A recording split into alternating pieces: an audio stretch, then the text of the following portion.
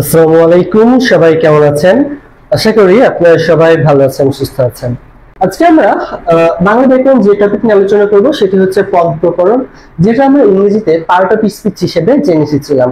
তো আমরা ইংরেজিতে যেমন পার্ট অফ স্পিচের নাউন, প্রোনাউন, অ্যাডজেক্টিভ, ভার্ব শিখেছিলাম, তেমন আমাদের বাংলাতে পদ প্রকরণেও বিশেষ্য, বিশেষণ, সর্বনাম, অব্যয় এই ধরনের যে বিষয়গুলো, ক্রিয়া, এগুলো আমরা আজকের ক্লাসে পেয়ে যাব। এবং আমরা ইংরেজিতে যেমন নাউনের বিভিন্ন প্রকারভেদ ছিল, proper noun, collective noun, common noun, সেগুলো আপনাকে ভাগগুলো জানতে হয়েছিল।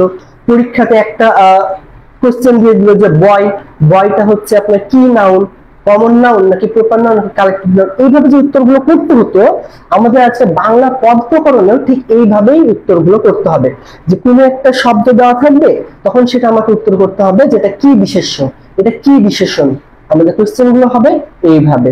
সো আপনার মাথাতে এটা সেট করে রাখবেন যে আমাদের যে প্রকারভেদ গুলো আছে, প্রকারভেদের কনসেপ্ট এবং এক্সাম্পল খুবই ভালোভাবে আপনাকে মনে রাখতে হবে। কনসেপ্ট এবং এক্সাম্পল। এবং একটা বিষয় আমি বারবারই বলি যে আপনাদের 9 এর যে বোর্ড বই, এটা হচ্ছে আমার 2019-20 সালের, যেটা পুরাতন বই বলা হয়।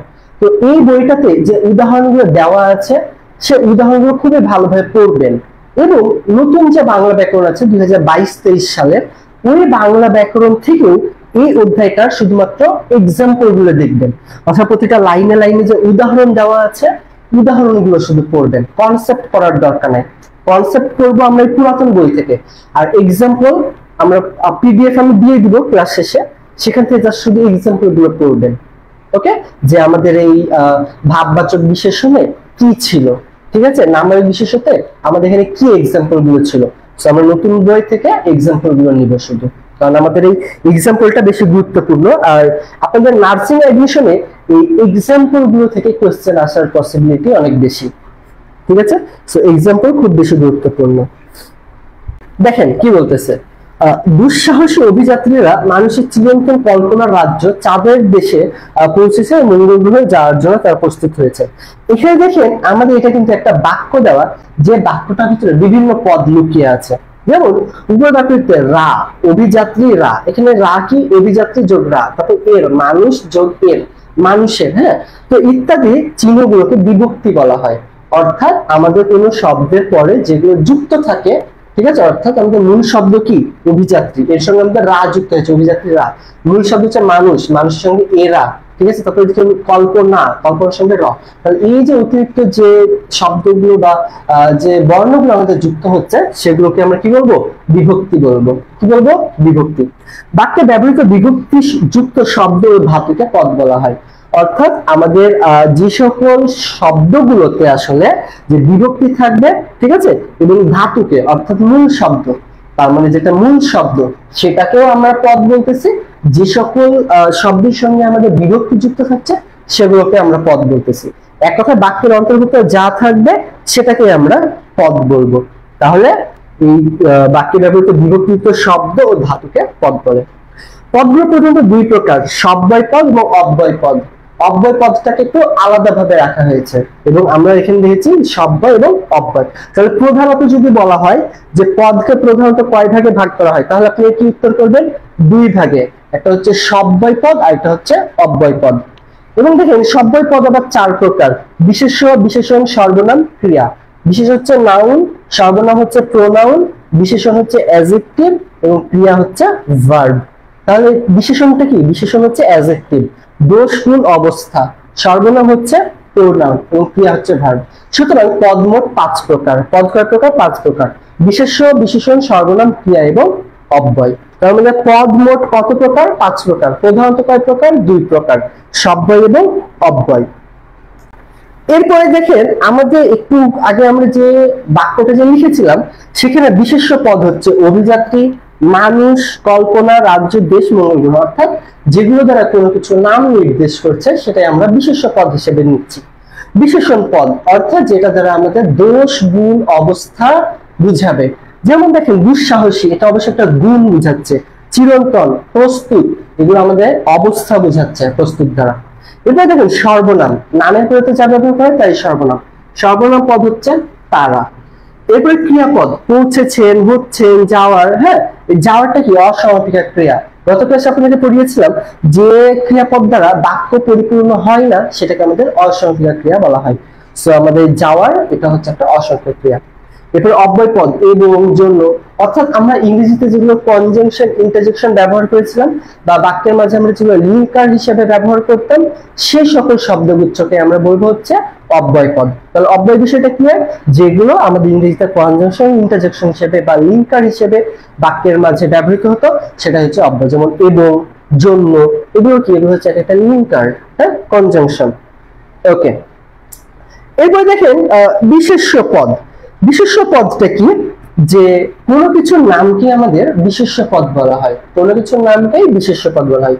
বাক্যের ভিতরে ব্যবহৃত যে সমস্ত পদের কোনো ব্যক্তি, জাতি, সমষ্টি, বস্তু, স্থান, কাল, ভাব, কর্ম ও গুণের নাম বোঝাবে তাকে আমরা বলবো হচ্ছে বিশেষ্য পদ। ওকে, আচ্ছা, এরপরে বিশেষ্য পদ কয় প্রকার, এটা খুব বেশি গুরুত্বপূর্ণ। আমি যে বললাম প্রকারভেদগুলো, সো বিশেষ্য পদ হচ্ছে 6 প্রকার। একটা হচ্ছে আমাদের সংজ্ঞা বা নামবাচক বিশেষ্য, কি বললাম, সংজ্ঞা বা নামবাচক বিশেষ্য, প্রপার নাউন। এরপরে জাতিবাচক বিশেষ্য, কমন নাউন। বস্তু বা দ্রব্যবাচক বিশেষ্য হচ্ছে ম্যাটেরিয়াল নাউন। সমষ্টিবাচক বিশেষ্য হচ্ছে কালেকটিভ নাউন। ভাববাচক বিশেষ্য হচ্ছে ভার্বাল নাউন এবং গুণবাচক বিশেষ্য হচ্ছে অ্যাবস্ট্রাক্ট নাউন। আমাদের ইংরেজিতে মূলত নাউনের প্রকারভেদে 5টা প্রকারভেদ দেওয়া আছে, সেখানে ভার্বাল নাউনটা আলাদাভাবে রাখা হয়েছে, বাট বাংলার ভেতরে আমরা দেখতে পাচ্ছি 6 প্রকার। সো ইংরেজিতে আমরা যে 4 প্রকার শিখেছিলাম নাউনের প্রকারভেদ, বাংলাতেও একই বিষয়, জাস্ট এখানে আরেকটা এক্সট্রা, সেটা হচ্ছে ভার্বাল নাউন বা ভাববাচক বিশেষ্য। সো আপনারা, আমি জানি এতটুকু যে আপনারা ইংরেজি নাউন টপিকটা খুব ভালোভাবে পারেন, বাট বাংলাতে একটু প্রবলেম হয়। সো ইংরেজির সঙ্গে বাংলা মিলিয়ে করতে হবে। তাহলে নামবাচক বা সংজ্ঞাবাচক প্রপার নাউন, জাতিবাচক কমন নাউন, অর্থাৎ যদি কোনো জাতির নামকে বুঝিয়ে থাকে তাহলে সেটা হচ্ছে আমাদের কমন নাউন। বস্তু বা দ্রব্যবাচক হলে তো অবশ্যই ম্যাটেরিয়াল। তারপর সমষ্টিবাচক অর্থাৎ একসঙ্গে অনেককে বুঝাবে, কালেকটিভ। এবং ভাববাচক কি, ভার্বাল। গুণবাচক কি, অ্যাবস্ট্রাক্ট, অর্থাৎ কারো গুণের নাম বুঝাবে। সো আপনার গুণবাচকের সঙ্গে এখানে আবার কিন্তু বিশেষণের সঙ্গে গুলিয়ে ফেলা যাবে না, আমি পার্থক্যগুলো দেখিয়ে দিব যে আমরা কোনটাকে গুণবাচক বিশেষ্য বলবো এবং কোনটাকে আমরা বিশেষণ বলবো। একটু মনোযোগ দিলে বুঝতে পারবেন। দেখেন, প্রথমে আমাদের কি আছে, যে নামবাচক বিশেষ্য। আপনার পরীক্ষাতে কোশ্চেন করবে যে নিচের কোনটি নামবাচক বিশেষ্য, তখন আপনাকে উত্তর করতে হবে। কিভাবে উত্তর করবেন, যে পদ দ্বারা কোনো ব্যক্তি, ভৌগোলিক স্থান বা সংজ্ঞা এবং গ্রন্থ বিশেষের নাম বিজ্ঞাপিত হয়, মানে নাম বলা হয়, তাকে আমরা সংজ্ঞা বা নামবাচক বিশেষ্য বলে থাকি। যেমন ব্যক্তির নাম নজরুল, ওমর, আনিস, ক্লিয়ার। ভৌগোলিক স্থানের মানে ঢাকা, দিল্লি, অর্থাৎ কোনো জায়গার নাম। তারপরে ভৌগোলিক সংজ্ঞা, ভৌগোলিক সংজ্ঞা বলতে কি, যে নদী, পর্বত, সমুদ্র ইত্যাদি, এগুলোকে আমাদের বলা হয় হচ্ছে নামবাচক বিশেষ্য। হ্যাঁ, ওকে, মানে নদী, পর্বত, সমুদ্র ইত্যাদির নামকে বোঝাবে আমাদের। এবার গ্রন্থের নাম, গীতাঞ্জলি, অগ্নিবীণা, অর্থাৎ যে কোনো বইয়ের নাম, এগুলো কি আমরা, এগুলো আমরা বলবো হচ্ছে প্রপার নাউন বা নামবাচক বা সংজ্ঞাবাচক বিশেষ্য। ওকে, এরপরে আমাদের যেটা চলে আসছে, তাহলে আপনি এটা বুঝতে পারলেন যে নামবাচক বিশেষ্য কোনগুলো। ওকে, এটা আসলে বুঝে হবে না, আপনাকে এটা করতে হবে একাধিকবার। দেন জাতিবাচক বিশেষ্য, যে পদ দ্বারা কোনো এক জাতীয় প্রাণী বা পদার্থের সাধারণ নামকে বোঝায় তাকে আমরা জাতিবাচক বিশেষ্য বলে থাকি। যেমন মানুষ, গরু, পাখি, ঠিক আছে। তারপর হচ্ছে গাছ, মানে কি কাউ, কাউ কি, কাউ হচ্ছে আমাদের কি ছিল, কমন নাউন ছিল না, আমরা তো জানি কাউ, বয়, গার্ল, এগুলো কি কমন নাউন ছিল। একইভাবে মানুষ, গরু, পাখি, গাছ, পর্বত, একই জাতীয় যে কোনো কিছুর নামকে বললে আমরা এখানে বলবো কি জাতিবাচক বিশেষ্য। ঠিক আছে, ওকে। এরপরে আবার বস্তুবাচক বিশেষ্য বা ম্যাটেরিয়াল নাউন আমরা কি দেখবো, যে পদে কোনো উপাদানবাচক পদার্থের নাম বোঝায়। যেমন বই, খাতা, কলম, থালা, বাটি, যে কোনো পদার্থ বা বস্তুবাচক নাম হলে সেটা আমাদের হচ্ছে বস্তুবাচক বিশেষ্য। এরপর সমষ্টিবাচক কি, সভা, জনতা, সমিতি, পঞ্চায়েত, মাহফিল, ঝাঁক, মহরদল, অর্থাৎ যেখানে আমাদের বিভিন্ন ধরনের সবকিছু একসঙ্গে মিশ্রণ থাকবে। যেমন আমি যদি শুধু কাউ বলি এটা হচ্ছে আমাদের কমন নাউন, যদি আমি ছাগল বলি এটা একটা কমন নাউন, কিন্তু গরু, ছাগলকে আমরা একসঙ্গে কি বলি, ক্যাটল বা গবাদি পশু, তাহলে এটা আমাদের হয়ে গেল হচ্ছে সমষ্টিবাচক বা কালেকটিভ। ঠিক আছে, তাহলে আমরা এটাকে বলবো হচ্ছে সমষ্টিবাচক বিশেষ্য। ওকে, এরপরে ভাববাচক বিশেষ্যটা দেখেন, যে বিশেষ্য পদে কোনো ক্রিয়ার ভাব বা কাজের ভাব প্রকাশিত হয় তাকে ভাববাচক বিশেষ্য বলা হয়। যেমন একটু এই জায়গাটা একটু খেয়াল করতে হবে যে গমন, যাওয়ার ভাব কাজ, অর্থাৎ কোথাও যাওয়ার মতো একটা ভাব দিচ্ছে, সেটা হচ্ছে গমন। দর্শন, দেখার কাজ, অর্থাৎ যে কোনো কিছুর কাজের নামকে যদি বলা হয় সেটা হচ্ছে আমাদের ভাববাচক বিশেষ্য। কি বললাম? কোনো কাজের নামকে বলা হবে। যেমন দেখা কি একটা কাজ, এটাকে আমরা বলতে পারি দর্শন। তারপরে আমরা খাওয়ার কাজ, এটাকে আমরা বলি হচ্ছে ভোজন। ঠিক আছে?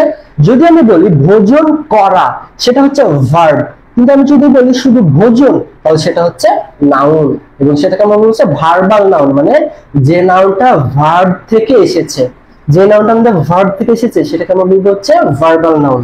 তারপরে দেখেন শয়ন, শোয়ার কাজ। তাহলে আপনাদেরকে চলে আসতে পারে যে শয়ন কি বিশেষ্য? উত্তর করতে হবে ভাববাচক বিশেষ্য, কারণ আপনার মনে রাখতে হবে যে শয়ন অর্থাৎ শোয়া, তাহলে শোয়ার একটা নাম হচ্ছে আমাদের শয়ন। ওকে, তাহলে এগুলোকে আমরা কি বলবো? ভাববাচক বিশেষ্য। অর্থাৎ যদি কোনো কাজের নামকে আমাদের বুঝিয়ে থাকে তাহলে সেটা হচ্ছে আমাদের ভাববাচক বিশেষ্য। ওকে, গুণবাচক বিশেষ্য কি? যে কোনো গুণের নাম বুঝাবে। কি বুঝাবে? কোনো গুণের নাম, সেটা হচ্ছে গুণবাচক বিশেষ্য। যেমন দেখেন মধুরতা, অর্থাৎ কোনো কিছু মানে অনেক মধুর, হ্যাঁ, এটাকে যদি আমরা একটা নাম দিয়ে বলি তাহলে মধুরতা হয়ে যায়। তারপরে তরল দ্রব্যের গুণ, তারল্য। তারপরে তিক্ত দ্রব্যের দোষ বা গুণ, তিক্ততা। হ্যাঁ, মানে দোষ বা গুণ, আমরা যে কোনো কিছুর বিশেষ্য হচ্ছে গুণবাচক বিশেষ্য। গুণবাচক বিশেষ্য বলতে শুধু এখানে ভালো কিছু শব্দ ব্যবহার হবে এটা না, নেগেটিভ শব্দ এখানে থাকবে। হ্যাঁ, যেমন দ্রব্যের, তিক্ত দ্রব্যের দোষ বা গুণ হচ্ছে তিক্ততা। ওকে, এরপর হচ্ছে তরুণের গুণ হচ্ছে তারুণ্য ইত্যাদি। তো সৌরভ, স্বাস্থ্য, যৌবন, সুখ, দুঃখ, এগুলো কি? এগুলো হচ্ছে সবই আমাদের গুণবাচক বিশেষ্য। এগুলো কি? এগুলো হচ্ছে আমাদের গুণবাচক বিশেষ্য। হ্যাঁ, এবং আরেকটা বিষয় আমি এখানে উল্লেখ করে রাখি যে কিছু কিছু উদাহরণ আপনাদের কনসেপ্টের সঙ্গে মিল যাবে না, অর্থাৎ আপনি যেটা ব্যাখ্যা করছেন ব্যাখ্যার সঙ্গে কিছু কিছু এক্সাম্পল মিলবে না। সেজন্য আমি সবসময় স্টুডেন্টকে রেফার করি যত বেশি বেশি পারা যায় এক্সাম্পল পড়া, কনসেপ্ট প্লাস বেশি বেশি এক্সাম্পল পড়া। ওকে, দেন বিশেষণ পদ। আচ্ছা, বিশেষণ, যে পদ বিশেষ্য, সর্বনাম ও ক্রিয়াপদের দোষগুণ অবস্থা, হ্যাঁ, এটা কিন্তু অ্যাডজেক্টিভ। বিশেষণ মানে কি? অ্যাডজেক্টিভ। তাহলে দেখেন ইত্যাদি প্রকাশ করে তাকে বিশেষণ পদ বলে। যেমন চলন্ত গাড়ি হচ্ছে বিশেষ্যের বিশেষণ, মানে গাড়িটার কি একটা অবস্থা হচ্ছে, গাড়িটা কেমন, চলন্ত গাড়ি, সেটা হচ্ছে আমার বিশেষ্যের বিশেষণ। আবার করুণাময় তুমি, মানে তুমিটা আসলে কেমন, তুমি তো হচ্ছে সর্বনাম, কিন্তু তুমিটা কেমন, করুণাময়ী, তাহলে সর্বনামের বিশেষণ।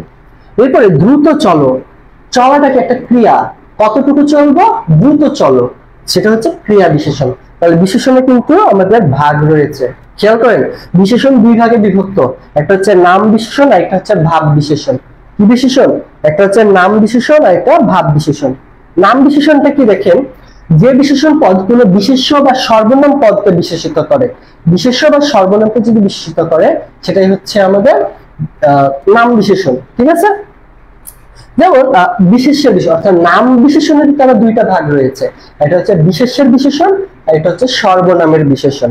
ওকে, আচ্ছা, তাহলে দেখেন এখানে আমরা কি বলতেছে যে বিশেষ্যের বিশেষণ কি? সুস্থ সবল দেহকে কে না ভালোবাসে।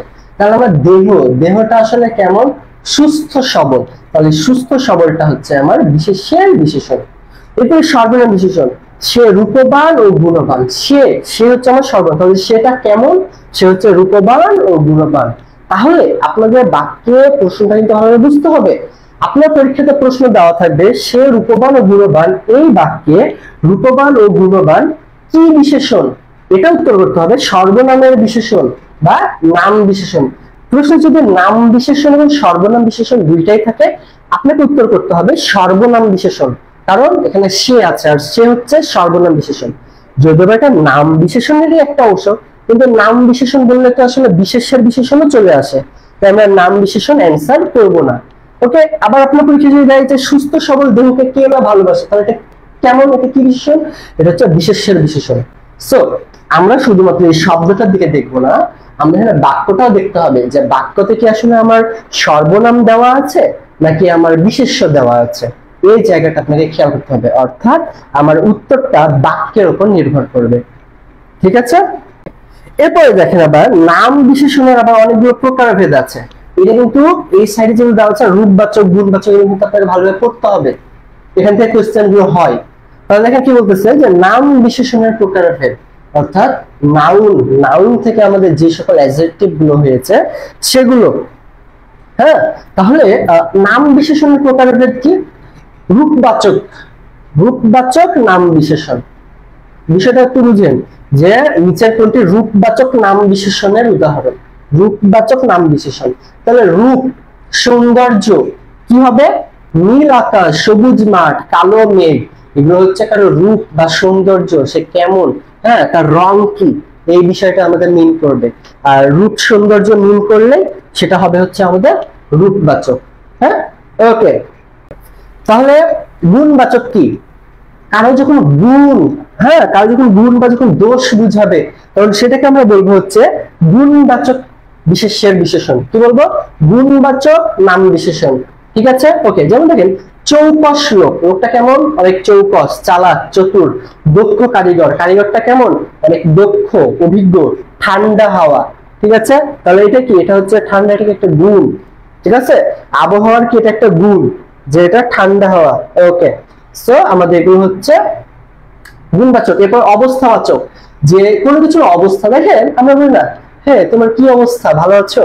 তার মানে কারো অবস্থা বলতে সে কি ভালো আছে নাকি খারাপ আছে, বেঁচে আছে নাকি মারা গেছে, এটা হচ্ছে তার অবস্থাবাচক। সো তাজা মাছ, মাছটা কেমন? তাজা, মাছের এটা অবস্থা বোঝাচ্ছে, এটা কিন্তু গুণ না। হ্যাঁ, কনসেপ্ট এটা মনে রাখবে। কেউ যখন আপনাকে বলে হ্যাঁ কি অবস্থা তোমার, তার মানে সে জানতে চাচ্ছে তুমি কেমন আছো, ভালো আছো নাকি অসুস্থ আছো নাকি ডিপ্রেশনে আছো।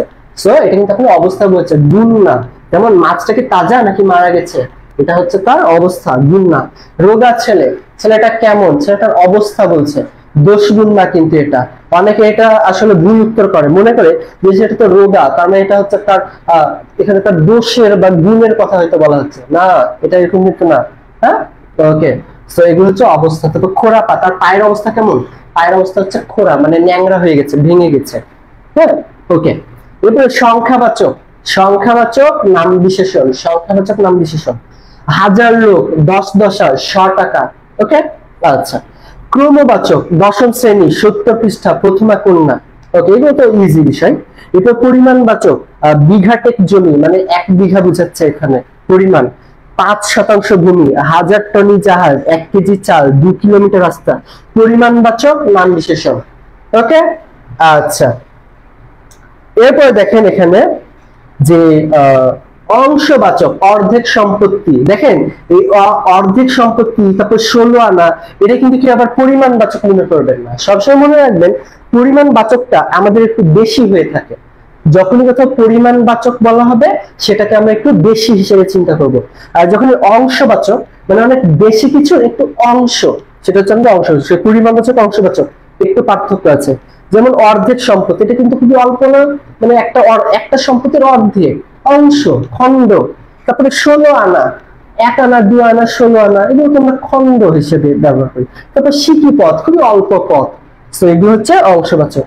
উপাদানবাচক, কি উপাদান রয়েছে এখানে? বেলে মাটি, তারপর মেটে কলসি, পাথরের মূর্তি ইত্যাদি। প্রশ্নবাচক, কতদূর পথ, কেমন অবস্থা।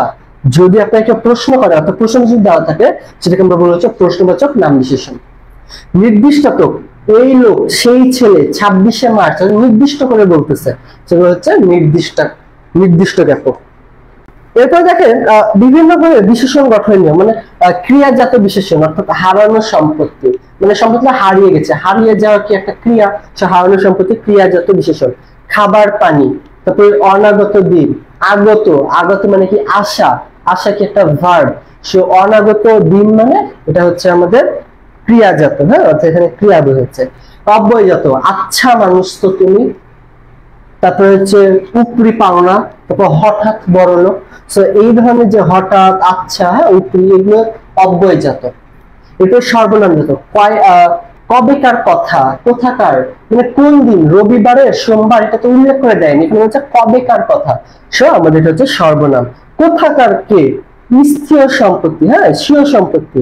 এরপরে সমাজ সিদ্ধ, বেকার, তারপর নিয়ম বিরুদ্ধ, জ্ঞান হারা, চৌচালা, তারপর বিস্ফামূলক, হাসি হাসি হাসি মুখ, কাদো কাদো চেহারা, ডুবু ডুবু নৌকা। হাসি হাসি, কাদো কাদো, ডুবু ডুবু এই ধরনের যে সকল শব্দগুলো ব্যবহৃত হবে সেগুলোকে আমরা বলবো হচ্ছে বিপ্সামূলক। এরপর অনকার অব্যয়জাত, কনকনে শীত, সনসনে হাওয়া, ঠিক আছে, মানে যেগুলো আমাদের বারবার ব্যবহৃত হয়, টসটসে, তারপর দিকি দিকি, তকতকে, হ্যাঁ, কনকনে, এগুলো হচ্ছে অনুকার অব্যয়। ঠিক আছে, তো এগুলো হচ্ছে খেয়াল রাখতে হবে। হারানো সম্পত্তি কিভাবে ক্রিয়াজাত হয়? হারানো সম্পত্তি বলতে এটা তো আসলে বিশেষণ, মানে সম্পত্তিটা কেমন, এখানে দোষগুণ অবস্থার কথা বলা হচ্ছে, একটা অবস্থা যে সম্পত্তিটা কেমন অবস্থা। কিন্তু হারানো কথাটা বা হারিয়ে যাওয়া এই শব্দটা তো আসলে ভার্ব বা ক্রিয়া, তাই না?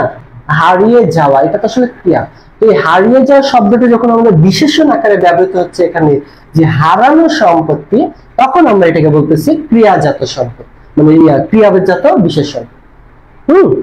ওকে, এরপরে কৃদন্ত, তারপর তদ্ধিরান্ত, উপসর্গযুক্ত, বিদেশি, এগুলো আপনাকে একটু জাস্ট এক্সাম্পল দেখবেন, এগুলো অতটা বেশি গুরুত্বপূর্ণ না, অল্প।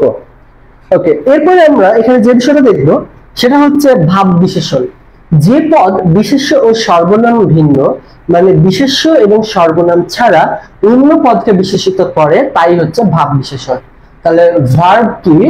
যে পদ বিশেষ্য এবং সর্বনাম ছাড়া, কারণ বিশেষ্য এবং সর্বনামকে বিশেষিত করতে হচ্ছে আসলে অ্যাডজেক্টিভ, তাই না? মানে নাউন এবং প্রোনাউনকে বিশেষিত করে কে? অ্যাডজেক্টিভ। কিন্তু এই ভাব বিশেষণটা হচ্ছে যে ভার্ব অ্যাডভার্বকে মডিফাই করে থাকে, অর্থাৎ অন্যান্য যে সকল আমাদের পার্টিসিপল রয়েছে সেগুলোকে মডিফাই করে থাকে। তাহলে কি বলছে?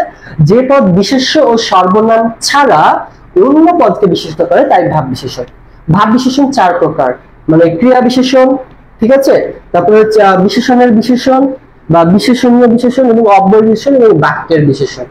ওকে, আচ্ছা, বিশেষণ পদকে আমরা দুই ভাগ করতে পারি, মানে বিশেষণ পদ বলতে কি? যে অ্যাডজেক্টিভ, ঠিক আছে না? আর অ্যাডজেক্টিভের ভিতরে আমাদের তারপর রয়েছে হচ্ছে নাম বিশেষণ। নাম বিশেষণ শুধুমাত্র আমাদের নাউন এবং প্রোনাউনকে বিশেষিত করবে, কিন্তু ভাব বিশেষণ নাউন এবং প্রোনাউন ছাড়া বাকি যা কিছু রয়েছে সেগুলোকে আমাদের বিশেষিত করবে। হ্যাঁ, যেমন ক্রিয়া বিশেষণ, তারপর হচ্ছে মানে ভার্ব কি করছে, তারপর বিশেষণের বিশেষণ মানে অ্যাডজেক্টিভ আবার অ্যাডজেক্টিভকে মডিফাই করছে, অব্যয়ের বিশেষণ মানে কনজাংশনের, ইন্টারজেকশনের, এবং বাক্যকে মডিফাই করবে। ঠিক আছে, তো যে শব্দটা পুরো একটা বাক্যকে মডিফাই করবে সেটাকে আমরা বলবো হচ্ছে বাক্যের বিশেষণ। যেমন দেখেন, ক্রিয়া বিশেষণ জিনিসটা কি? যে পদ ক্রিয়া সংগঠনের ভাব, কাল বা রূপ নির্দেশ করে তাকে ক্রিয়া বিশেষণ বলা হয়। যেমন ক্রিয়া বিশেষণের ভাব, ধীরে ধীরে বায়ু বয়, মানে বায়ু বয়াটা কি একটা ক্রিয়া এবং সেটা হচ্ছে ধীরে ধীরে। হ্যাঁ, ওকে, এরপর ক্রিয়া সংগঠনের কাল, পরে একবার এসো, মানে কখন সময় উল্লেখ করতেছে, পরে, সেটা হচ্ছে আমাদের ক্রিয়া সংগঠনের কাল। তাহলে আমরা এখানে ক্রিয়া বিশেষণটাকে আমরা কিভাবে দেখতে পাচ্ছি? যেটা আমাদের ক্রিয়া সংগঠনের একটা ভাব বুঝাবে, মানে একটা কাজের ক্রিয়া সংগঠন হবে এখানে, এবং সেটাকে আমরা বলবো ক্রিয়া বিশেষণ, এবং আরেকটা হচ্ছে ক্রিয়া সংগঠনের কাল, এটাকে আমরা বলবো হচ্ছে ক্রিয়া বিশেষণ। এরপরে বিশেষণীয় বিশেষণ, মানে অ্যাডজেক্টিভ আবার যখন অ্যাডজেক্টিভকে মডিফাই করবে তখন আমরা যে বিষয়টা এখানে দেখবো। হ্যাঁ, ওকে, যে পদ নাম বিশেষণ অথবা ক্রিয়া বিশেষণকে বিশেষিত করে তাকে বিশেষণীয় বিশেষণ বলে। যেমন নাম বিশেষণের বিশেষণ কি?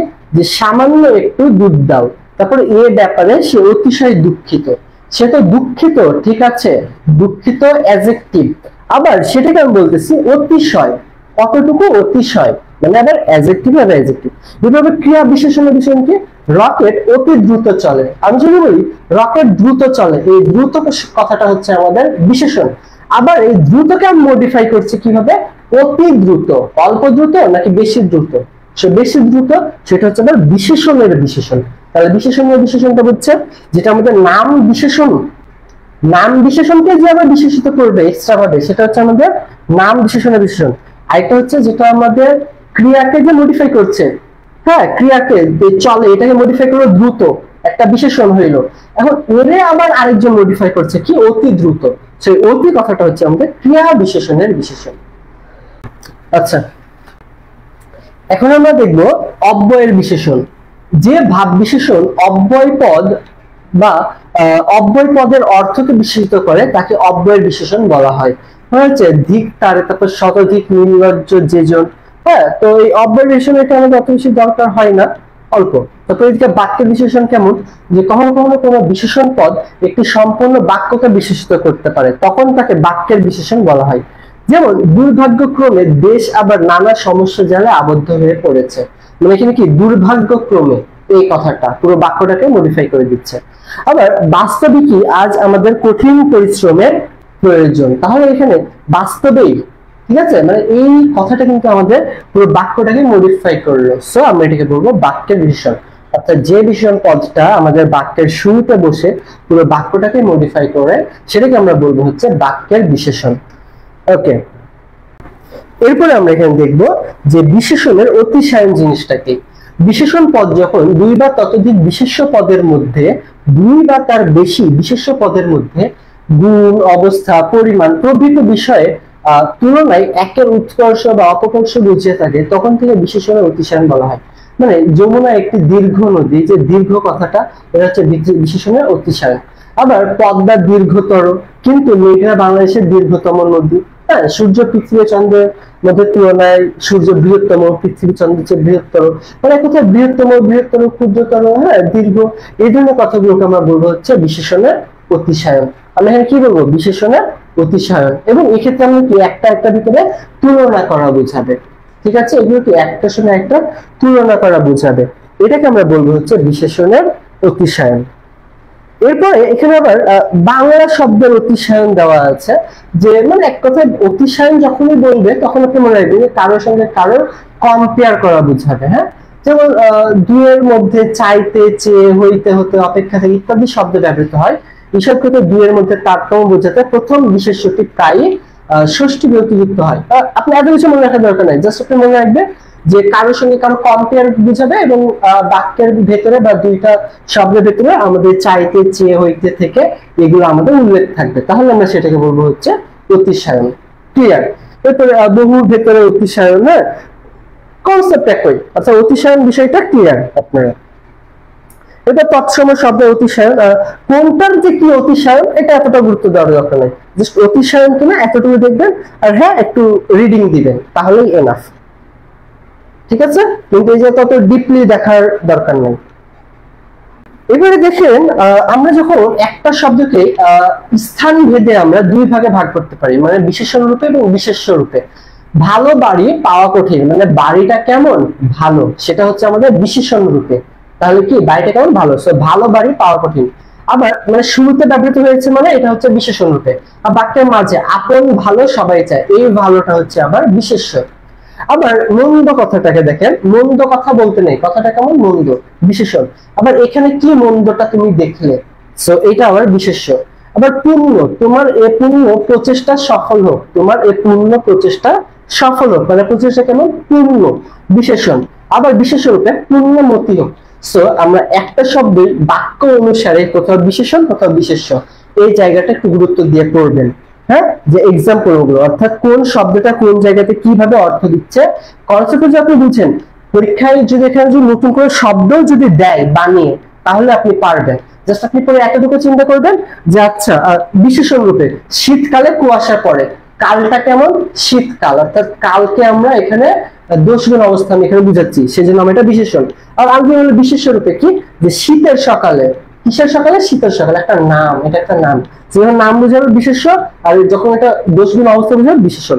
জাস্ট আপনি এইভাবে কথাটা একটু মনে রাখবেন, পরীক্ষা হলে যেটাই দেন আপনি পেরে যাবেন যে এই শব্দটা কি এই বাক্যে, অর্থাৎ এই বাক্যে এই শীত শব্দটা কি বিশেষ্য রূপে নাকি বিশেষণ রূপে, পেরে যাবেন। এরপরে আমাদের সর্বনাম পদ, নামের পরিবর্তে আমরা যা ব্যবহার করে থাকি সেটাই হচ্ছে মূলত সর্বনাম। দ্যাটস ইট, এখানে জাস্ট এগুলো দেখবেন হয়ে যাবে।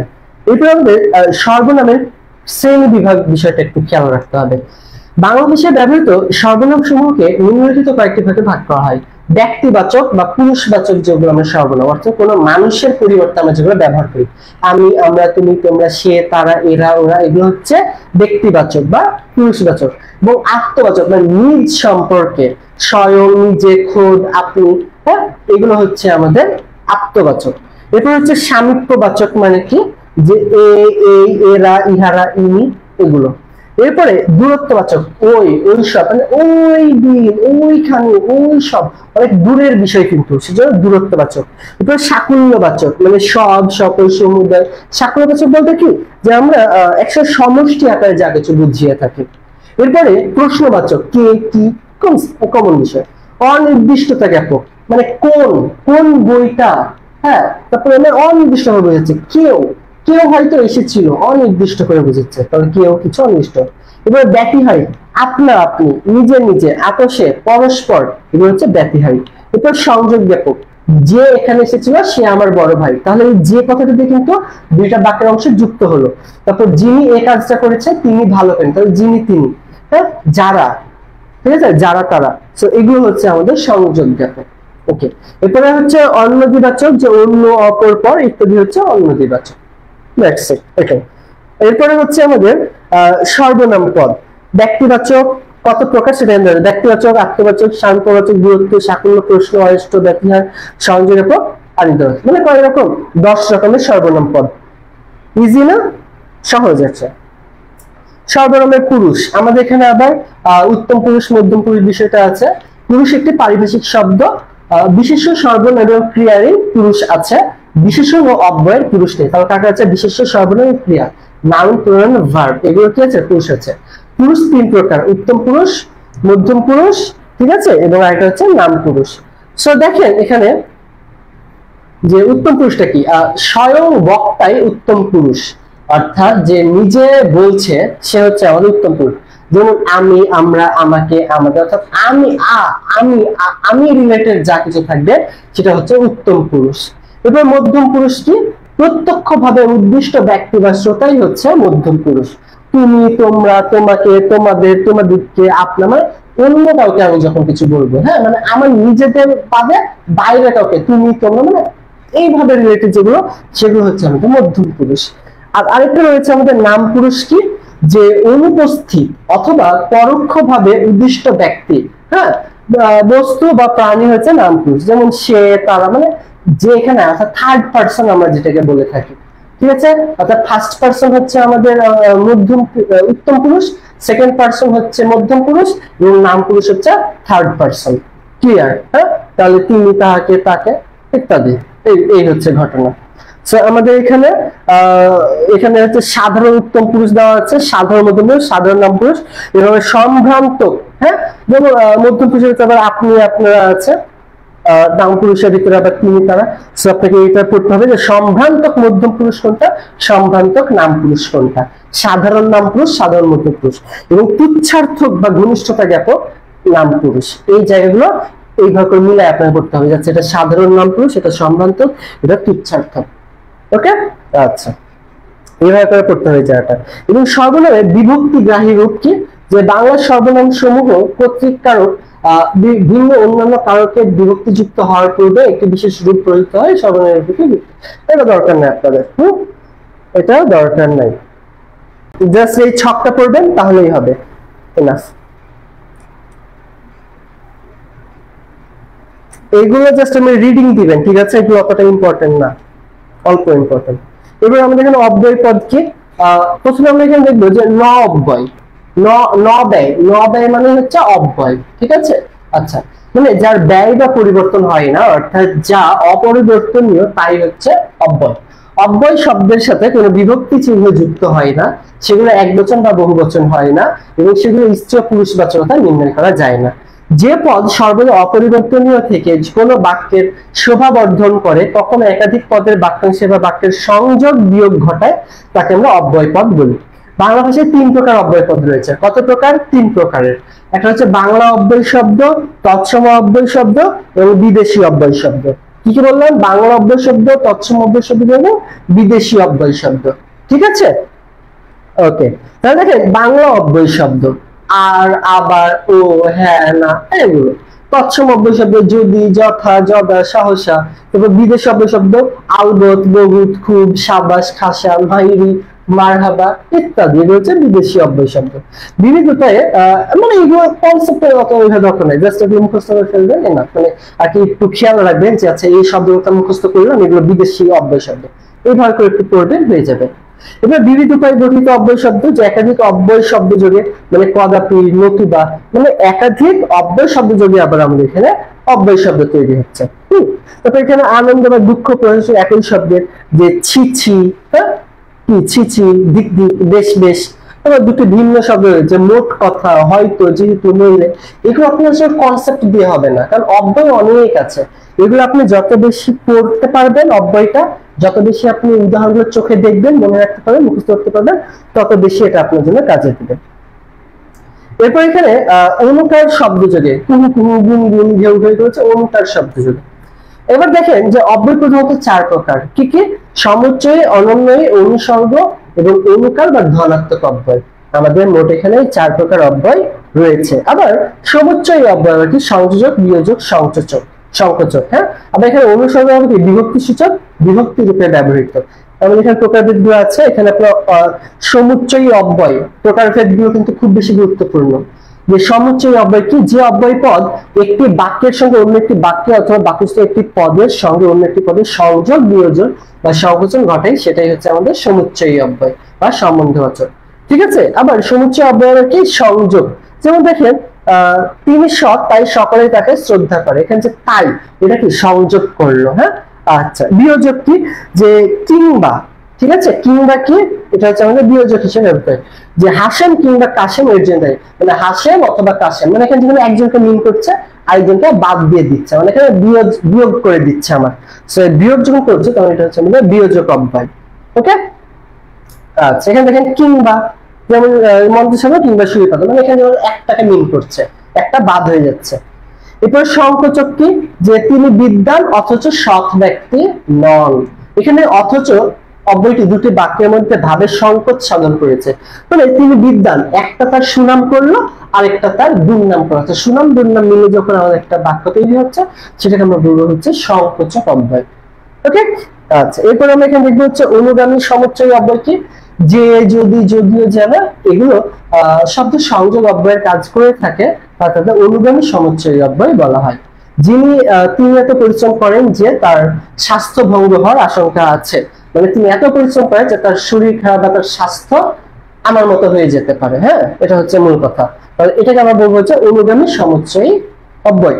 এরপর হচ্ছে অনন্বয়ী অব্যয়টা কি?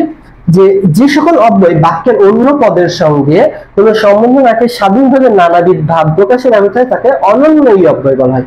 যে মরি মরি, কি সুন্দর প্রভাতের রূপ, তারপরে হ্যাঁ আমি যাব, আমি আজ আলবত যাব। হ্যাঁ, মানে আমি আজ যাবো বললে হতো, বাট এখানে হচ্ছে আমি আজ আলবত যাব, মানে এটা আসলে বাক্যের সঙ্গে ওইভাবে রিলেটেড নাই, তারপরে আমরা এটা ব্যবহার করছি, সেটা হচ্ছে আমাদের অনন্যয়। অর্থাৎ যেটা বাক্যে ব্যবহার না করলেও চলে কিন্তু ব্যবহার করা হয়েছে, সেটাকে আমরা বলবো হচ্ছে অনন্যয় অব্যয়। ওকে, যেটা বাক্যের সঙ্গে সম্পর্ক নাই বা দরকার নাই, সেটা যদি আমরা বাক্যে যদি ব্যবহার করা হয়, তাহলে আমরা সেটাকে বলবো অনন্যয় অব্যয়। ওকে, এবারে অনেকগুলো আছে, যে কোনটা কি প্রকাশে এটা একটু দেখে নিতে হবে আমাদের সাইডটা। এরপর আমাদের অনুসর্গ অব্যয় দেওয়া আছে, যে সকল অব্যয় শব্দ বিশেষ্য এবং সর্বনাম পদের বিভক্তির ন্যায় বসে তার্বাচকতা প্রকাশ করে, তাদেরকে অনুসর্গ অব্যয় বলে। যেমন ওকে দিয়ে এই কাজ হবে না, দিয়ে অনুসর্গ অব্যয়। ঠিক আছে, অর্থাৎ যেগুলো আমাদের অনুসর্গ হিসেবে যদি আমরা ব্যবহার করে থাকি, আবার সেটাই আমরা অব্যয় হিসেবে ব্যবহার করে থাকি, সেটাকে আমরা বলবো হচ্ছে অনুসর্গ অব্যয়। অনুসর্গ অব্যয় আবার দুই প্রকার, যে বিভক্তি সূচক অব্যয় এবং বিভক্তি রূপে ব্যবহৃত অনুসর্গ। এরপর আমাদের অনুকার অব্যয়টা এখানে দেওয়া আছে। হ্যাঁ, যে সকল অব্যয় অব্যক্ত রব শব্দ, যে কোনো শব্দ বা যেটা আমরা কথা না বললে আমরা যেটা বলি, মানে আওয়াজ যেটাকে আমরা বলা হয়, সেটা হচ্ছে অনুকার অব্যয়। হ্যাঁ, যেমন মেঘের গর্জন, গুড়গুড় সিংহের গর্জন, গড়গড় ঘোড়ার ডাক, চিহি চিহি কাকের ডাক, কাকা কুকুরের ডাক, কুকু, এগুলো হচ্ছে আমাদের অনুকার অব্যয়। তারপর শুষ্ক পাথর শব্দ, মর্মর, এগুলো কিন্তু আপনাকে পড়তে হবে, এটা ইম্পর্টেন্ট। অনুকার অব্যয়টা সহজ এবং ইম্পর্টেন্ট। হ্যাঁ, আচ্ছা। তাহলে আপনার বর্জ্যের ধ্বনিকে কি বলা হয়? সেটা হচ্ছে কর্কর। হ্যাঁ, পরীক্ষাতে আসার মতো। তবে বৃষ্টির তুমুল শব্দ কি? ঝমঝম। এই হচ্ছে বিষয়গুলো। হ্যাঁ, এগুলো হচ্ছে আপনাকে পড়তে হবে। এটা এখানে অব্যয় দূষণ দেওয়া আছে, নিত্য সম্বন্ধী অব্যয়, এগুলো কতটা ওইভাবে ইম্পর্টেন্ট না, এগুলো এমনি দেখে নিতে হবে। শেষ। তাহলে আমাদের আজকের ক্লাসটা পর্যন্তই। সবাই ভালো থাকবেন, সুস্থ থাকবেন। আল্লাহ হাফেজ।